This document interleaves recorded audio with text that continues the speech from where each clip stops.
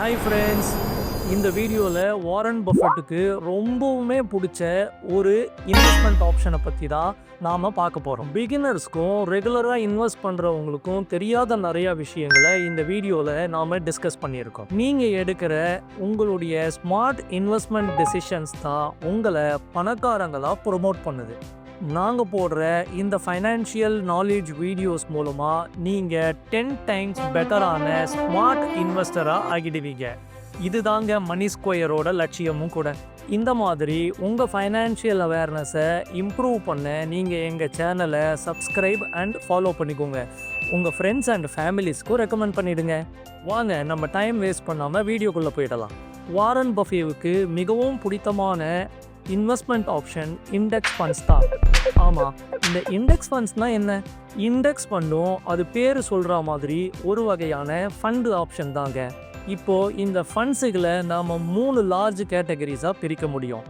முதல் category equity fund, இரண்டாவது category dead fund, மூணாவது category hybrid funds. Index funds equity கேட்டகரியில் வருது. இந்த இண்டெக்ஸ் ஃபண்ட்ஸ் யூலிப் மற்றும் மியூச்சுவல் ஃபண்ட் இந்த 2 ப்ராடக்ட்லையுமே அவைலபிளாக இருக்குது. இண்டெக்ஸ் ஃபண்ட்ஸ் இது ஒரு ஸ்டாக் மார்க்கெட் இண்டெக்ஸை அப்படியே பிரதிபலிக்குது. இந்தியாவில் NSE 50 மற்றும் BSE சென்செக்ஸ் அப்படின்னு 2 இண்டெக்ஸ் இருக்குது. ஆமாம், இண்டெக்ஸ்னால் என்ன? நாம் ஒரு எக்ஸாம்பிளோட பார்ப்போம். ஒரு கிரிக்கெட் டீமோட பர்ஃபார்மன்ஸை நாம் அனுமானம் பண்ண அந்த மொத்த டீம் ஸ்கோர் தெரிஞ்சாலே போதும். இண்டிவிஜுவல் பிளேயருடைய பெர்ஃபார்மன்ஸ் நமக்கு தெரியணுங்கிற அவசியம் இல்லை. அதே போல் நிஃப்டி 50 அல்லது சென்செக்ஸ் 30 இதனுடைய பெர்ஃபார்மன்ஸை தெரிஞ்சிக்க நாம் இண்டிவிஜுவல் கம்பெனிஸோட பெர்ஃபார்மன்ஸை ட்ராக் பண்ண வேண்டிய அவசியம் இல்லை. இண்டெக்ஸ் எப்படி பர்ஃபார்மன்ஸ் பண்ணுது அப்படின்னு தெரிஞ்சுக்கிட்டாலே போதுமானது. நாம் முன்னவே பார்த்த மாதிரி இண்டெக்ஸ் ஃபண்ட்ஸ் ஸ்டாக் மார்க்கெட்டில் இருக்கிற ஒரு இண்டெக்ஸோட அப்படியே ஒரு மிரர் இமேஜ் தான். இண்டெக்ஸ் ஃபண்ட்ஸில் Nifty 50, Nifty 100, Nifty next 50, BSE Sensex index இந்த மாதிரி நிறைய ஆப்ஷன்ஸ் அவைலபிளாக இருக்குது. ஒரு எக்ஸாம்பிளுக்கு நிஃப்டி 50 இண்டெக்ஸ் அப்படின்னா என்னன்னு பார்க்கலாம். நிஃப்டி 50 இண்டெக்ஸில் இந்தியாவோட ஸ்டாக் மார்க்கெட் வேல்யூ, இதுக்கு மார்க்கெட் கேப் அப்படின்னு பேர். அதன்படி எது பெரிய கம்பெனியாக இருக்கோ அது நம்பர் 1, அடுத்த பெரிய கம்பெனி நம்பர் 2 அப்படின்னு வரிசையாக முதல் 50 கம்பெனியை தரவரிசைப்படுத்துவாங்க.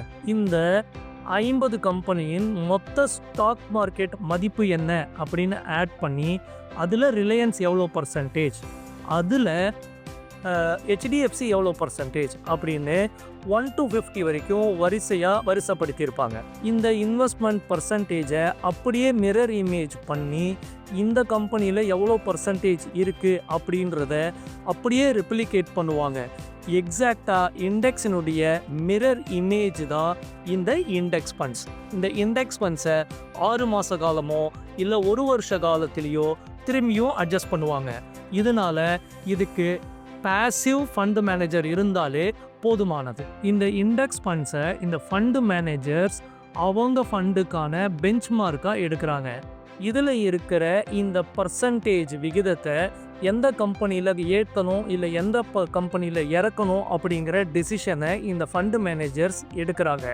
இந்த ஃபண்டு மேனேஜரோட இந்த டெசிஷன்னால் இண்டெக்ஸ் ஃபண்டை பீட் பண்ணுற மாதிரியான பர்ஃபார்மன்ஸ் வரும், இல்லை இண்டெக்ஸ் ஃபண்டுக்கு கீழே அதனுடைய மேட்ச் பண்ண முடியாத பர்ஃபார்மன்ஸ் கிடைக்கும். பொதுவாக மோஸ்ட் ஆஃப் தி ஃபண்டு மேனேஜர்ஸ்னாலேயே இண்டெக்ஸ் ஃபண்ட்ஸினுடைய பர்ஃபார்மன்ஸை மீட் பண்ண முடியல அப்படிங்கிறது தான் ரியாலிட்டி.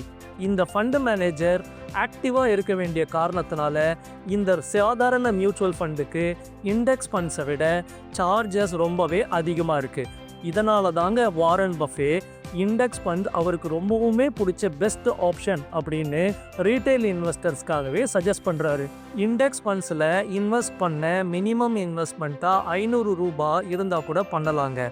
இதில் குளோபல் இண்டெக்ஸான S&P 500, NASDAQ 100 மாதிரியான இன்வெஸ்ட்மெண்ட்ஸ், இன்டர்நேஷ்னல் ஃபண்ட் இன்வெஸ்ட்மெண்ட்ஸில் கூட நம்மளால் பங்கேற்க முடியும். இண்டெக்ஸ் ஃபண்ட்ஸ் ஒரு ரிஸ்க் ஃப்ரீ இன்வெஸ்ட்மெண்ட்ஸ்லாம் இல்லைங்க.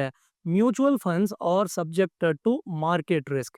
இந்த வீடியோ ஒரு எஜுகேஷனல் பர்ப்பஸுக்கான வீடியோ தான். நீங்க முதலீடு செய்யறதுக்கு முன்னாடி உங்களுடைய ஃபைனான்ஷியல் அட்வைசர் கிட்ட ஆலோசனை பெற்று, பிறகு உங்களுடைய இன்வெஸ்ட்மெண்ட்ஸ நீங்க செய்யுங்க. இந்த வீடியோல நீங்க புது விஷயங்கள தெரிஞ்சுக்கிட்டீங்களா? கமெண்ட்ல சொல்லுங்க.